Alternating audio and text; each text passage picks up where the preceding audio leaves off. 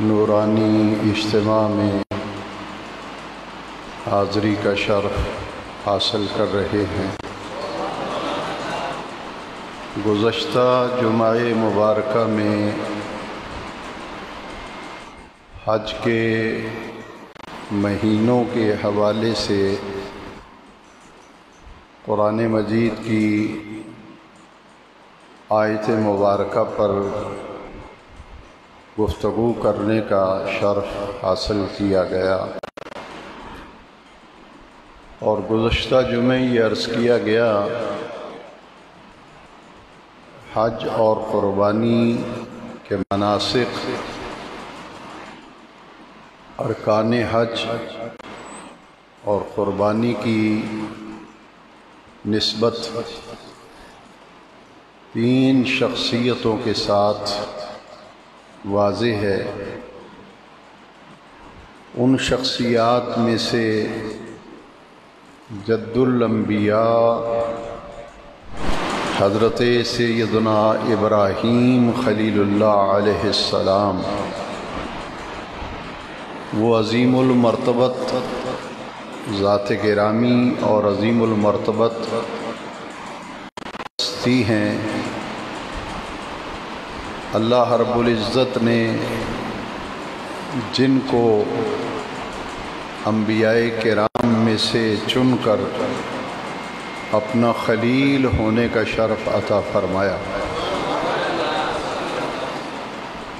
گروہ انبیاء کرام علیہم التسلیمات میں سے تمام نبیوں میں سے حضرت ابراہیم علیہ السلام وہ ذات گرامی ہیں جن کو اللہ رب العزت نے اپنا خلیل بنایا، اور عربی میں خلیل دوست کو کہتے ہیں۔ اللہ رب العزت نے قرآن مجید میں ارشاد فرمایا وَاتَّخَذَ اللَّهُ إِبْرَاهِيمَ خَلِيلًا، کہ اللہ نے ابراہیم علیہ السلام کو اپنا خلیل ہونے کا شرف عطا کیا، انہیں اپنا خلیل بنایا۔ مختلف انبیاء کرام کو مختلف صفات سے اللہ تعالی نے بہرور فرمایا، جیسا کہ حضرت موسیٰ ان کو اللہ نے اپنا کلیم بنایا اور ان کا لقب کلیم اللہ ٹھہرا، حضرت موسیٰ کلیم اللہ علیہ السلام۔ حضرت نوح علیہ السلام کو اللہ تبارک و تعالی نے اپنا نجی بنایا اور ان کا لقب نجی اللہ ہوا، حضرت نوح نجی اللہ۔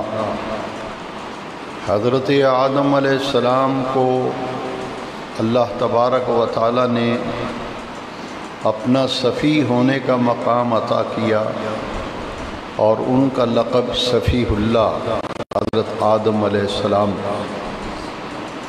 اسی طرح حضرت عیسیٰ علیہ السلام کو کلمۃ اللہ ہونے کا اعزاز بخشا اور ان کے اسم گرامی کے ساتھ لکھا جائے گا، پڑھا جائے گا حضرت عیسیٰ کلمۃ اللہ علیہ السلام۔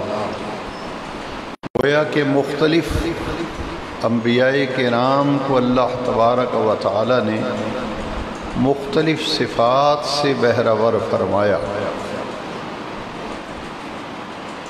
اور پھر تمام انبیاء کرام میں سے رب ذوالجلال نے حضور خاتم النبیین صلی اللہ علیہ وسلم کو منتخب فرمایا اور انہیں اپنا حبیب ہونے کا شرف عطا کیا۔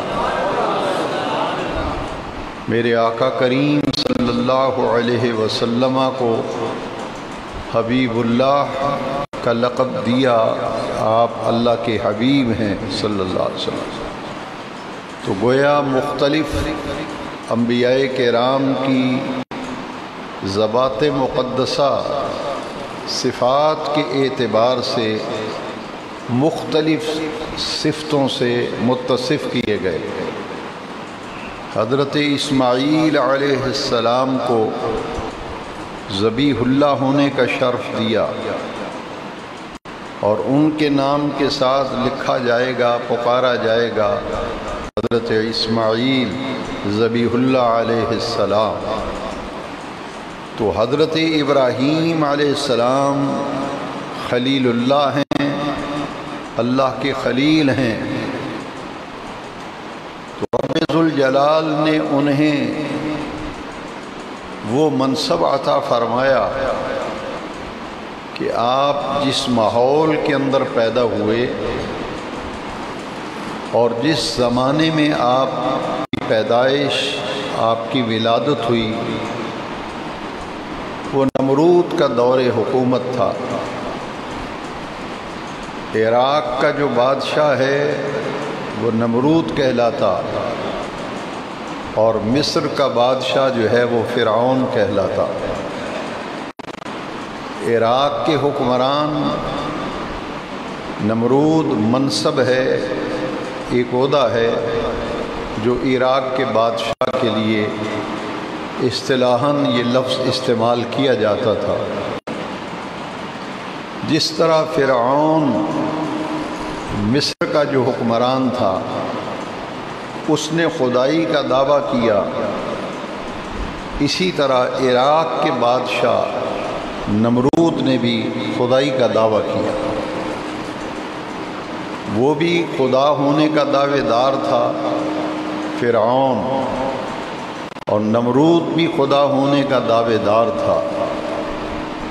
حضرت موسیٰ علیہ السلام کو اللہ تبارک و تعالی نے فرعون کے جو اس کا بطل تھا، اللہ رب العزت نے اس کی سرکوبی کے لیے حضرت موسیٰ کلیم اللہ کو منتخب فرمایا، اور نمرود نے جب خدائی کا دعویٰ کیا تو اللہ رب العزت جل مجد الکریم نے اعلان توحید کے لیے اور شرک کے ماحول میں توحید کی شمع روشن کرنے کے لیے جس ہستی کا انتخاب کیا وہ حضرت ابراہیم علیہ السلام ہے۔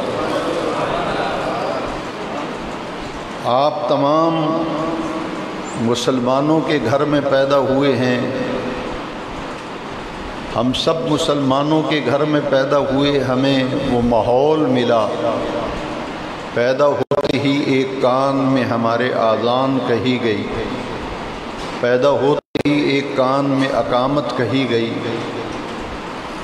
اور ہم مسلمانوں کے گھر میں پیدا ہوئے، اذان و اقامت پیدا ہوتے ہی ہمیں اس کے مقدس الفاظ ہماری روح پر اثر انداز ہوئے، اور پھر ہمارا نام مسلمانوں والا رکھا گیا۔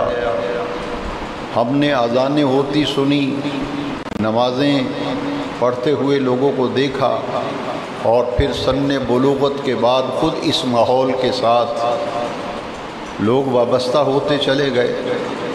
لہذا آپ اپنے اوپر قیاس نہ کریں، بلکہ چشم تصور سے سوچیں کہ وہ کیسا ماحول ہوگا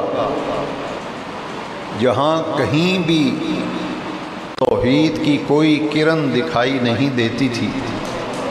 پورے کا پورا ماحول وہ شرک کے اندھیروں کے اندر لپیٹ میں آیا ہوا تھا۔ وہ کون سا شرک تھا، شرک کی وہ کون سی کیفیت تھی جو اس ماحول کے اندر نہیں تھی۔ سورہ انعام کے اندر قرآن مجید میں تفصیل کے ساتھ موجود ہے کہ جس ماحول میں حضرت ابراہیم علیہ السلام پیدا ہوئے، آپ نے جس ماحول میں آنکھ کھولی اور جس ماحول میں آپ سن شعور کو پہنچے، وہ کیسا خطرناک ماحول تھا کہ سورج کے پجاری موجود تھے جو سورج کی عبادت کرتے تھے۔ انہیں شمس پرست کہا جاتا تھا۔ پھر ایک قوم ایسی تھی جو ستاروں کی پوجا کرتی تھی، انہیں کواکب پرست کہا جاتا تھا۔ پھر ایک طبقہ ایسا تھا جو چاند کو خدا مانتا تھا اور چاند کی عبادت کرتا تھا، اس طبقے کو قمر پرست کہتے ہیں۔ پھر ایک طبقہ ایسا تھا جو درختوں کی پوجا کرتا تھا، انہیں شجر پرست کہا جاتا تھا۔ پھر ایک گروہ ایسا تھا جو پتھروں کے بت بنا کر ان کی پوجا پاٹ کرتے تھے، انہیں حجر پرست کہا جاتا تھا۔ تو یہ ایک ایسے ماحول کا نقشہ قرآن مجید میں بیان کیا گیا کہ شمس پرستی وہاں موجود، قمر پرستی وہاں موجود، کواکب پرستی وہاں موجود، شجر پرستی وہاں موجود، حجر پرستی وہاں موجود۔ پورا ماحول ہی مشرکانہ ماحول تھا، رسومات بھی مشرکانہ تھی، اور پوری معاشرت پر شرک کا قبضہ تھا، یہاں تک کہ پوری قوم سیاسی شرک کے اندر بھی مبتلا تھی اور وقت کے حکمران کو وہ خدا مانتی تھی۔ اس ماحول میں حضرت سیدنا ابراہیم خلیل اللہ علیہ السلام آپ پیدا ہوتے ہیں، آنکھ کھولتے ہیں۔ جب آپ سن شعور کو پہنچے تو آپ نے دیکھا کہ میری قوم کے کچھ لوگ سورج کے پجاری ہیں، کچھ چاند کے پجاری ہیں، کچھ درختوں کو پوج رہے ہیں، پورا ماحول ہی مشرکانہ ہے۔ تو یہ اللہ رب العزت کا انتخاب تھا کہ ابراہیم علیہ السلام کو خلیل اللہ کا منصب عطا کیا۔ وہ اللہ کے اولو العزم اور جلیل القدر پیغمبر تھے، اللہ کریم نے ان سے عظیم کام لیا اور توحید کا اعلان حضرت ابراہیم علیہ السلام نے مرحلہ بمرحلہ بڑے حکمت بھرے انداز کے اندر پھر لوگوں کو اللہ تبارک و تعالیٰ کی بندگی، اس کی عبادت، اس کے الہ ہونے، اس کے خدا ہونے پر آپ نے مرحلہ بمرحلہ دلائل دینے کا آغاز فرمایا، یہاں تک کہ پوری قوم نے سورج کے متعلق بتایا کہ اے ابراہیم یہ ہمارا خدا ہے۔ چاند رات کو چمکا تو کہا یہ ہمارا خدا ہے۔ ستاروں کے پجاریوں نے کہا کہ یہ ستارے ہمارے خدا ہیں۔ تو حضرت ابراہیم علیہ السلام نے مشرکانہ ماحول میں جو نعرہ لگایا تھا، جو آواز بلند کی تھی، جس دعوت کو لے کر حضرت ابراہیم علیہ السلام اس ماحول میں، اس قوم میں اٹھے تھے، وہ فرض منصبی جسے آپ نے ادا کرنا تھا، قرآن مجید میں بیان کیا گیا۔ آپ نے فرمایا انی وجہت وجہی للذی فطر السماوات والارض حنیفا وما انا من المشرکین۔ یہ وہ منصب تھا جس کا آپ نے اعلان کیا، اور اس کا مفہوم کیا ہے کہ یہ چاند بھی مخلوق ہے، سورج بھی مخلوق ہے، ستارے بھی مخلوق ہیں، درخت بھی مخلوق ہیں، اور یہ نمرود بھی مخلوق ہے، یہ سب مخلوق ہیں۔ تو میں مخلوق کی عبادت نہیں کرتا، جو ان ساری چیزوں کا خالق ہے میں اس کی عبادت کرتا ہوں۔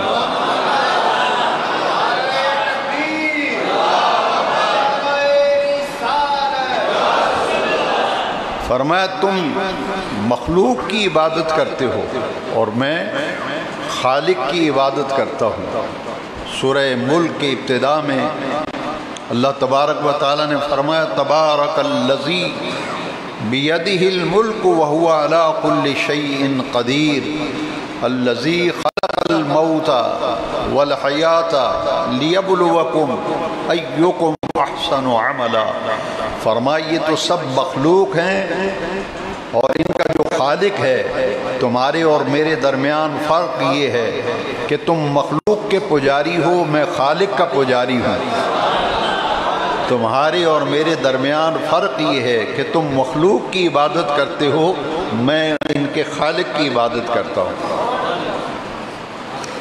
یہ وہ تبلیغ کا نقطہ کمال تھا جس میں قوم کے اندر ایسا طبقہ جو کسی نہ کسی درجے میں شعور رکھتا تھا، بصیرت والا رکھنے والا طبقہ، انہوں نے کہا کہ ابراہیم بات تو صحیح کرتا ہے، بات تو ٹھیک کہتا ہے کہ یہ تو مخلوق ہیں، آخر کوئی بنانے والا ہے، سورج ہے خود تو نہیں بنا، اس کا کوئی بنانے والا ہے، چاند خود نہیں بنا، اس کا کوئی بنانے والا ہے، ستارے خود نہیں بنے، کوئی بنانے والا ہے۔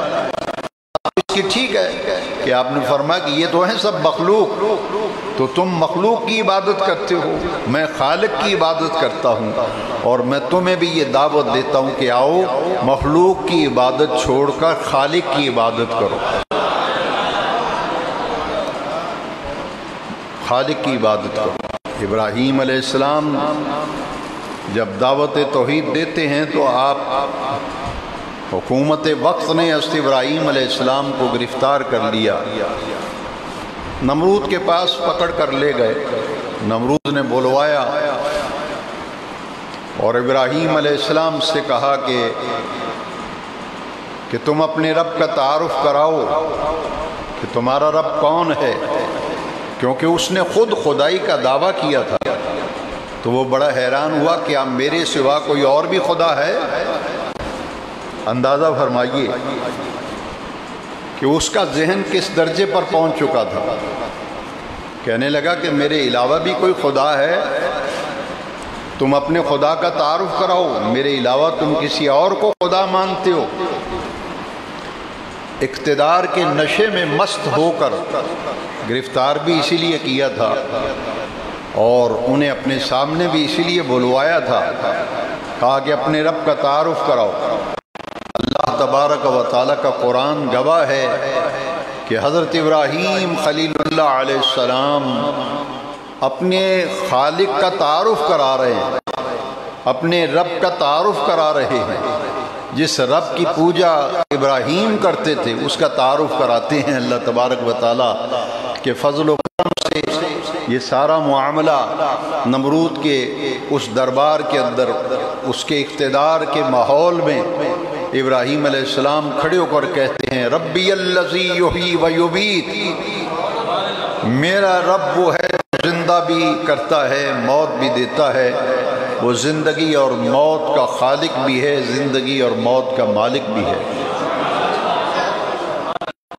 یہ پہلی دلیل تھی جو حضرت ابراہیم علیہ السلام نے دی، ربی الذی یحیی و یمیت، میرا رب زندہ بھی کرتا ہے، میرا رب موت بھی دیتا ہے۔ اب وہ سمجھ نہ سکا کہ زندہ کرنے سے کیا مراد ہے اور موت سے کیا مراد ہے۔ زندہ تو یہ ہے کہ عدم سے وجود میں کسی چیز کو لانا، ایک چیز موجود ہی نہیں اسے وجود بخشنا، سمجھ رہے ہیں؟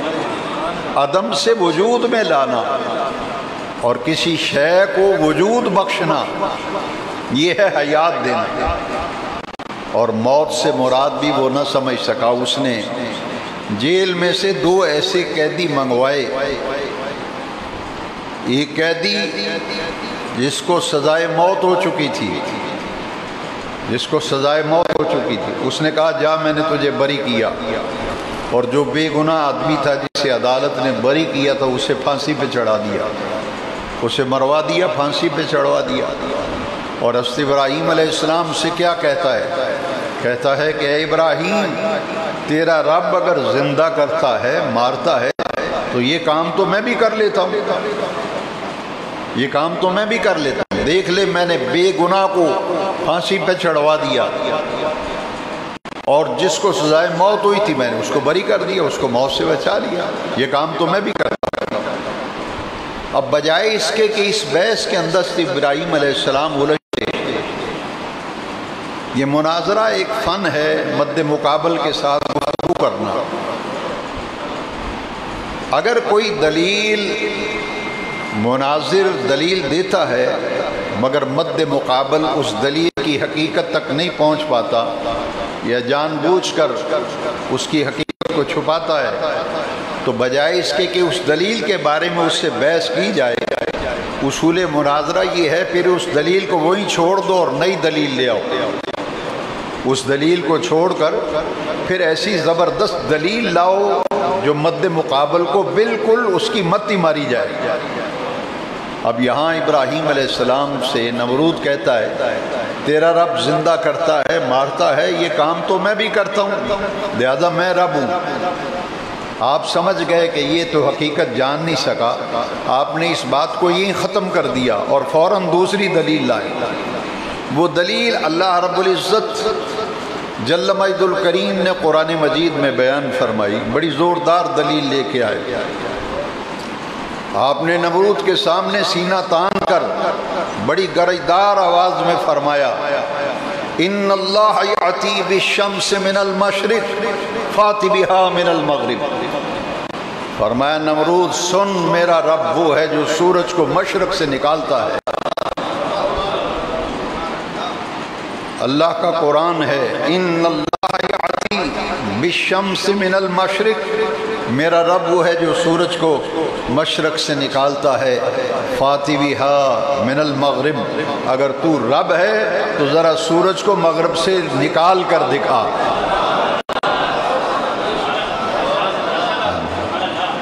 فاتی بہا من المغرب، اللہ کا قرآن ہے، فاتی بہا من المغرب، اللہ سورج کو مشرق سے نکالتا ہے، تو کہتا ہے میں خدا ہوں، خدائی کا دعوے دار ہے، تو پھر لا ذرا اس سورج کو مغرب سے نکال کر کے دکھا۔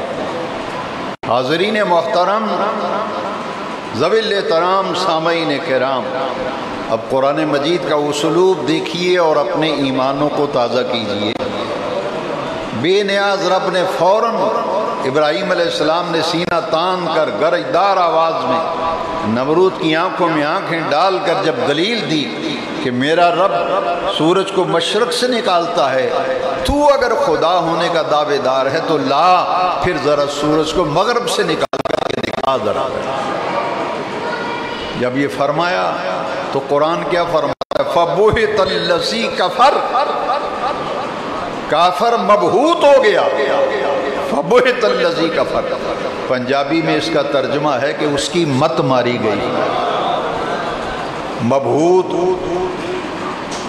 فَبُهِتَ الَّذِي كَفَرَ عربی کا لفظ ہے، پنجابی میں اس کا معنی یہ کہ ہوش اڑ گئے، لاجواب ہو گیا، خاموش ہو گیا۔ آپ نے فرمایا نکال پھر سورج کو ذرا مغرب سے، فاتی بہا من المغرب فَبُهِتَ الَّذِي كَفَرَ، لاجواب ہو گیا، جواب نہ بن پڑا، کیونکہ بات ہی ایسی تھی، دلیل ہی ایسی تھی، سورج کو مغرب سے کیسے نکالتا۔ اب کیا کیا انہوں نے؟ وہی جو کام کر سکتے تھے وہی کیا نا، کہ ابراہیم علیہ السلام کو ہتھ کڑی لگا لی، اللہ کے خلیل ہیں، پیغمبر ہیں، پاؤں میں بیڑیاں ڈال دی اور کہا لے جاؤ جیل میں۔ حضرت ابراہیم علیہ السلام کو جیل میں ڈال دیا گیا۔ سیدنا ابراہیم خلیل اللہ علیہ السلام کی پوری زندگی جو ہے وہ آزمائش کے اندر گزری ہے، پوری زندگی امتحانات کے اندر گزری ہے۔ اور یہ امتحان کیا تھا؟ اللہ اکبر، اللہ رب العزت جل مجد الکریم نے خود قرآن مجید میں ان امتحانات کا اور ان آزمائشوں کا ذکر بے نیاز رب نے خود قرآن مجید میں فرمایا۔ اور پھر اللہ تبارک و تعالیٰ نے پوری زندگی حضرت ابراہیم علیہ السلام کی اس کا خلاصہ پھر اللہ تعالیٰ نے قرآن میں بیان فرمایا۔ فرمائے وَإِذِ ابْتَلَىٰ إِبْرَاهِيمَ رَبُّهُ بِكَلِمَاتٍ فَأَتَمَّهُنَّ، اللہ کریم جل مجدہ ارشاد فرماتے ہیں ہم نے اپنے خلیل، اپنے دوست ابراہیم کو بہت سی باتوں میں آزمایا،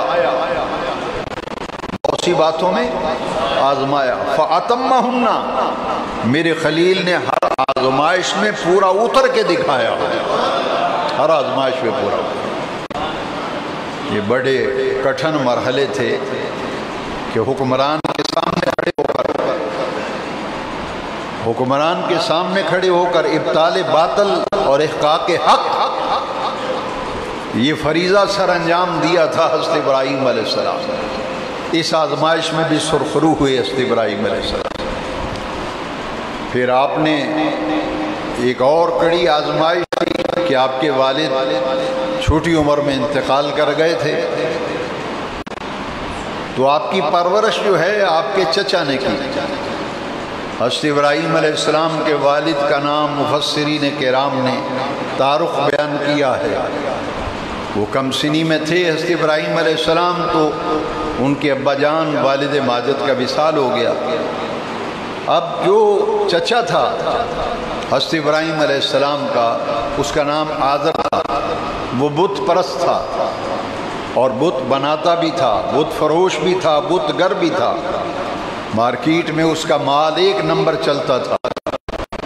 پرورش اس کے ہاتھوں میں آ گئی کیونکہ والد ماجد کا تو انتقال ہو گیا تھا۔ اب قرآن مجید میں یہ لفظ آئے حضرت ابراہیم علیہ السلام کے چچا کے لیے، وَإِذْ قَالَ لِأَبِيهِ آزَرَ، یہ اب کا لفظ، اور اب کا معنی ہے باپ۔ بعض لوگوں کو یہاں اشکال ہوا کہ قرآن یہ کہتا ہے کہ ابراہیم علیہ السلام نے اپنے باپ جب آزر سے کہا، یہ تو ہمارے معاشرے میں بھی ہے کہ بعض گھرانوں کے اندر چچا کو اور تایا کو بھی ابو کہتے ہیں، ایسا ہے یا نہیں؟ بعض کو کہیں گے تایا ابو ہیں تمہارے، ہے جی یہ تمہارے بڑے ابو جان ہیں، یہ چھوٹے ابو جان ہیں۔ تو بعض گھرانوں کے اندر چچا کو بھی اور تایا کو بھی باپ کہنے کا دستور موجود ہے، آج بھی موجود ہے۔ اس دور میں بھی ایسا تھا کہ چچا کو بھی باپ کہتے تھے، لہذا مفسرین کرام نے یہاں لفظی ترجمہ تو باپ ہی ہے، اس لیے کنز الایمان فی ترجمۃ القرآن میں سیدی اعلیٰ حضرت نے جو ترجمہ کیا وہ بھی باپ ہی کیا، کہ ہے چچا تھا لیکن گھر میں اس کو باپ کہتے تھے، ابا جی کہتے تھے۔ اذ قال لأبیہ آزر، تو آزر جو ہے وہ بت بیچتا بھی تھا، بناتا بھی تھا۔ ابراہیم علیہ السلام جب جوانی کو اٹھنے لگے تو اس نے کہا کہ اب تم جوان ہو رہے ہو، میرے ساتھ کام کاج کیا کرو۔ آپ نے فرمایا کہ کہو کیا کام کرنا ہے؟ اس نے کہا یہ جو میں مال تیار کرتا ہوں اسے جا کے بیچا کرو۔ اب وہ ایک ٹوکرا سا ہوتا تھا جس میں وہ بت بناتا تھا، اور اس میں ٹوکرے کے اندر ڈال کر حضرت ابراہیم سے کہتا کہ جاؤ یہ بیچ کر کے آؤ۔ حضرت ابراہیم علیہ السلام وہ ٹوکرے میں وہ خدا اٹھا کر لے جاتے، اور بیچنے کے لیے جب جاتے تو شام کو واپس آتے تو ایک بھی خدا ان میں سے فروخت نہ ہوتا۔ آزر بڑا پریشان ہوا کہ میرا مال تو بنایا ہوا ہاتھوں ہاتھ نکلتا ہے، یہ کیسا بھتیجا ہے کہ مال لے کے جاتا ہے اور کچھ بھی مال نہیں نکلتا۔ اس نے جب معلوم کیا تو لوگوں نے بتایا کہ یہ جب بیچنے کے لیے آتا ہے تو ابراہیم نعرہ کیا لگاتا ہے، آواز کیا لگاتا ہے؟ آپ نے فرمایا کیا آواز دیتا ہے؟ کہتا ہے کون ہے جو ان خداؤں کو خریدے جو نہ نفع کے مالک ہیں نہ نقصان کے مالک ہیں؟ کون ہے جو ان خداؤں کو خریدے جو نہ دیکھتے ہیں نہ سنتے ہیں، کوئی طاقت نہیں رکھتے؟ کون ہے جو ان کو لوگ اب کون خریدے ان کو جب مال کی برائی بیان کی جائے؟ بعض لوگوں نے بتایا کہ ابراہیم تو ان کی تذلیل کرتا ہے، جو مال بیچا جا رہا ہے اس کا یہ تذلیل کی جائے گی، یہ تو تذلیل کرتا ہے۔ کیسے تذلیل کرتا ہے؟ کچھ خدا جو ہے ٹوکرے میں اٹھا کے سر پہ رکھ لیتا ہے اور کسی خدا کے گلے میں رسی ڈال کے گلی میں گھسیٹتا ہے، اور کہیں نالا وغیرہ آ جائے تو اس میں ڈبکیاں بھی دیتا ہے، کہیں گرد و غبار اڑے تو اس میں خوب ان کا حلیہ بگاڑتا ہے۔ تو جب یہ خداؤں کی تذلیل کرتا ہے تو خریدے گا کون؟ حضرت ابراہیم خلیل اللہ علیہ السلام نے فرمایا افسوس تمہارے اوپر کہ تم خود ہی بت بناتے ہو، خود ہی عبادت کرتے ہو، تمہاری عقلیں ماری گئی۔ یہ بھی تبلیغ کا انداز تھا اور آزمائش تھی سیدنا ابراہیم خلیل اللہ علیہ السلام۔ اس آزمائش میں بھی آپ پورے اترے کو لوگوں نے کہا کہ ابراہیم بات تو صحیح کہتا ہے، بات تو صحیح کرتا ہے۔ یہ وہ سیدنا ابراہیم خلیل اللہ علیہ السلام، قوم نے کہا کہ ابراہیم ہم میلے پہ جا رہے ہیں، تم بھی آج ہمارے ساتھ چلو، سال کے بعد ہمارا اجتماع ہوتا ہے وہاں ہم جا کے اکٹھ کرتے ہیں۔ تو آپ نے ارشاد فرمایا انی سقیم، کہ میری طبیعت ناساز ہے، میں تمہارے ساتھ نہیں جاتا۔ اب وہ لوگ جب سالانہ اپنے اس عیش و عشرت کے لیے ایک دن مقرر تھا، شراب پیتے، غلط کاریاں کرتے، جوا کھیلتے، وہ پوری قوم جا رہی تھی تو حضرت ابراہیم علیہ السلام کو جو آخری ان کا قافلہ جا رہا تھا، انہوں نے کہا ابراہیم تم بھی ساتھ چلو۔ آپ نے فرمایا تم جاؤ، دیکھنا میں تمہارے ان خداؤں کے ساتھ کیسے نبٹتا ہوں۔ قرآن مجید میں حضرت ابراہیم علیہ السلام کے اس قول کو بیان کیا گیا۔ آپ نے فرمایا تاللہ لاقیدن اصنامکم، دیکھنا تمہارے بتوں کا میں کیا حشر کرتا ہوں، میں ان کے ساتھ کیسے نبٹتا ہوں، دو دو ہاتھ کرتا ہوں ان کے ساتھ۔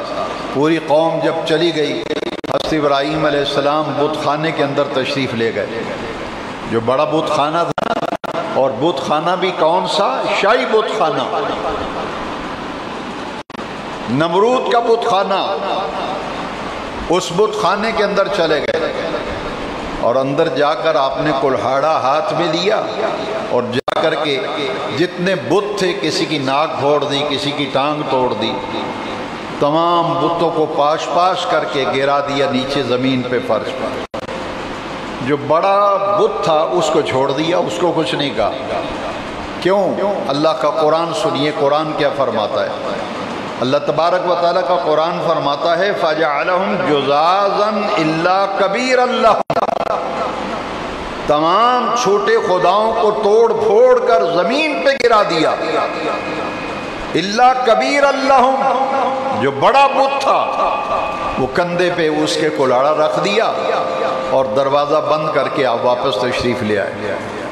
اب پوری قوم جب واپس آئی، شاہی بت خانے کے اندر گئی تو دیکھا کہ سارے بت نیچے زمین پہ ٹوٹے پڑے ہیں، کسی کی آنکھ نکلی ہوئی ہے، کسی کا بازو ٹوٹا ہوا ہے، کسی کی ٹانگ ٹوٹی ہوئی ہے۔ میٹنگ بلا لی، انہوں نے کہا کہ آئیے مشورہ کرنا ہے، من فعل هذا بآلہتنا، یہ کون ہو سکتا ہے جس نے یہ کام کیا ہو۔ جب میٹنگ ہوئی تو کہا من فعل هذا بآلہتنا، اللہ کا قرآن ہے، کون ہے جس نے یہ سلوک کیا ہمارے خداؤں کا۔ تو کچھ لوگوں نے کہا کہ جب ہم جا رہے تھے، ایک نوجوان ہے یقال لہ ابراہیم، لوگ اسے ابراہیم کا نام سے بلاتے پکارتے ہیں، اس نے کہا تھا کہ تم جا رہے ہو، دیکھنا میں تمہارے خداؤں کے ساتھ کیسے نبٹتا ہوں۔ لگتا ہے یہ کام ابراہیم نے ہی کیا ہوگا۔ حضرت ابراہیم علیہ السلام کو لایا گیا اور پنچایت بیٹھی، اور پنچایت نے کہا اَأَنْتَ فَعَلْتَ هَذَا بِآلِهَتِنَا يَا ابراہیم۔ قرآن پاک، اللہ کا قرآن فرماتا ہے، انہوں نے کہا اَأَنْتَ فَعَلْتَ هَذَا بِآلِهَتِنَا يَا ابراہیم، اے ابراہیم یہ ہمارے خداؤں کا حشر تو نے کیا ہے۔ اَأَنْتَ فَعَلْتَ هَذَا بِآلِهَتِنَا يَا ابراہیم۔ دیکھیے یہ کیسی آزمائش تھی، کیسا امتحان تھا۔ خلیل اللہ، اللہ کا خلیل ہے، پیغمبر ہے، چنا ہوا ہے، منتخب ہے، کیسے اللہ تعالیٰ کے خلیل اعلان توحید کرتے ہیں، پورے مشرکانہ ماحول میں اللہ کی توحید کو کس طرح نکھار کر قوم کے سامنے پیش کرتے ہیں۔ آپ نے فرمایا اوے خدا تمہارے ہیں، پوچھتے مجھ سے ہو؟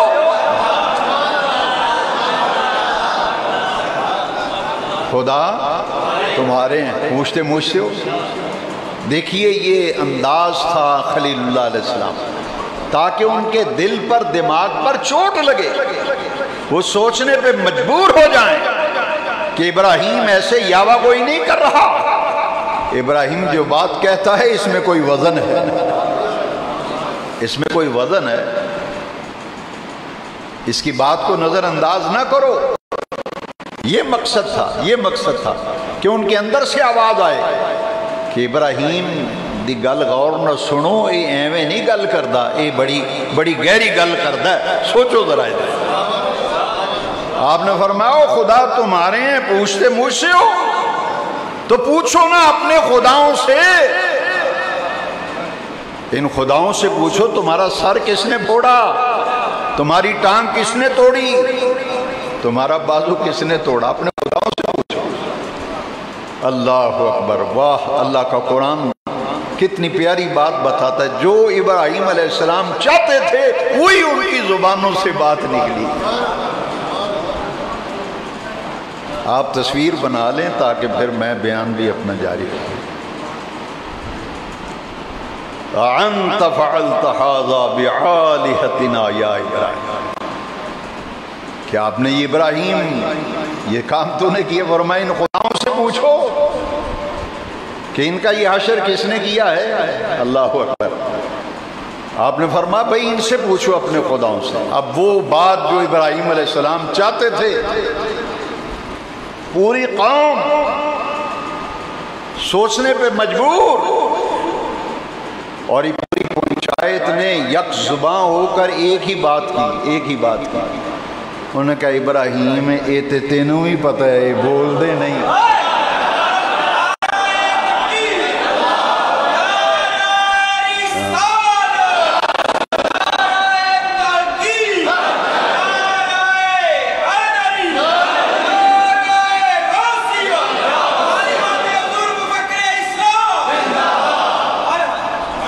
ابراہیم تے تینوں بھی پتہ نہ یہ ویخ دے نے، نہ سن دے نے، نہ بول دے نے۔